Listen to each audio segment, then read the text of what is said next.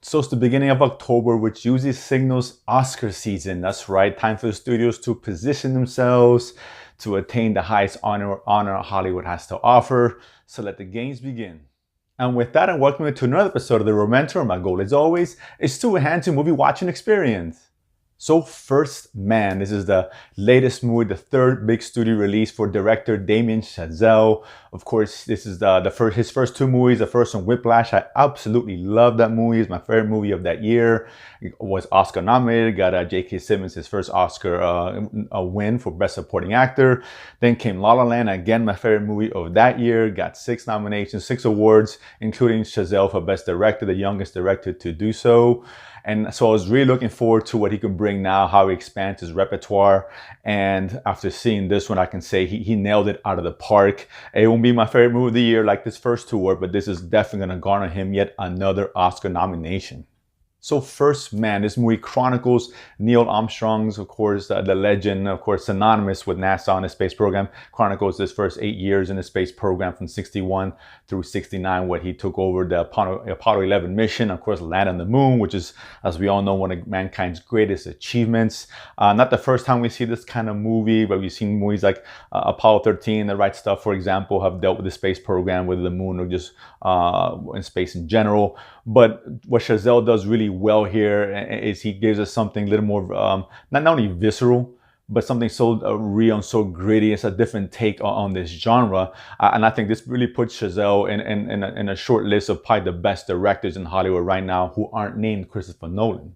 Now, there's a lot of things to like about this movie, and particularly Chazelle's choice of how he approaches the subject matter. Just, Hollywood, we've seen it before. They over-centralizes things and make this a grand epic about the USA versus USSR, obviously with the space race that went on in the 60s, which propelled us to obviously surpass them and being the first to reach the moon, what have you.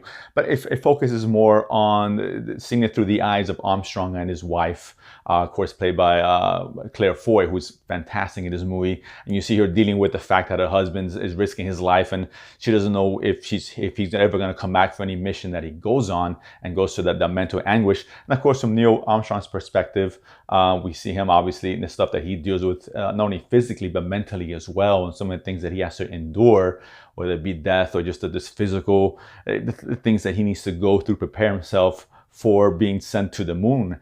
And it's just and it really is, that's the heart of the movie itself, is their relationship, their dynamic, particularly from Foy's side, his wife, Ryan Gosling, who plays Armstrong. He's great. Foy's even better, and you're going to hear a lot of her name down the road. She stars in The Crown, for those who are familiar with that show on Netflix.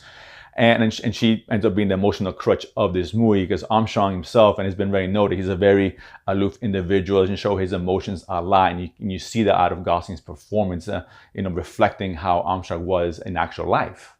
Now, the other great performances by the surrounding cast, but Chazelle is the star of this movie here in his direction, how he chooses to approach the story, particularly the last 30 minutes, which is worth the price of admission alone. He makes some great choices as far as some of the angles and camera shots that he uses. The sound editing is fantastic. Cinematography is top notch. Even the score is great in this movie. Everything just really comes together as a well-made film. It might not be something as entertaining as Avengers Infinity War and all that, but this is more for those who are into these Oscar type movies, these historical accounts, which a lot of people gravitate to. Some won't, and I get that. At a 2 hours and 20 plus running time, but it never really feels that long. It's very engaging in what you see, and just visually, there's so much on screen going on. And I gotta say, he makes some great choices here in terms of how he chooses to approach the movie, because it is a real account, and you can really get a sense of the dangers that these astronauts actually had to go through. And it's interesting seeing that and how he films it. And sometimes you feel that tension, you feel that claustrophobia being in that little space capsule, and it's fascinating how he presents that on screen. At the end of the day, this is a movie, of course, I absolutely recommend. It's so well done from a technical aspect, from a story aspect as well, to performances. Everything really comes together well here. Kudos to Chazelle again, who'll be 3 for 3 in terms of Oscar nominations, and well deserved. I probably won't win. And again, this is not going to be one of my favorite movies of the year. But that being said, it's still one of the best made movies of this year. So First Man, you guys are going to watch it? You should. Comment below, let me know what you guys thought. And of course, if you haven't done so already, subscribe below and feed money to go to the movies and talk about it afterwards. See you guys next time.